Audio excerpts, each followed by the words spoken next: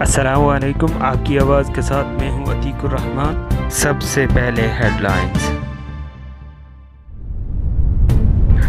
Justice مقبول باقر نگران وزیر اعلیٰ سندھ ہوں گے۔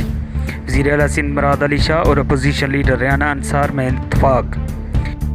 نگران وزیر اعلیٰ کی حلف برداری کی تقریب کل ہوگی۔ گورنر سندھ کامران ٹسوری نے نوٹیفیکیشن جاری کر دیا۔ وزیر اعلیٰ بلوچستان کون ہوں گے، نام پر اتفاق نہ ہو سکا۔ شاہ محمود قریشی کا کہنا تھا پی پی اور نون لیگ نے کہہ دیا کہ نگران وزیر اعظم ان کی چوائس نہیں ہے۔ پی ڈی ایم کی چھوٹی جماعتیں بھی اب انوار الحق کے نام پر گلہ کرتی ہیں۔ 3 مقدمات میں پی ٹی آئی چیئرمین کی ضمانت کی درخواست، اسلام آباد کی انسداد دہشت گردی عدالت نے فیصلہ محفوظ کر لیا۔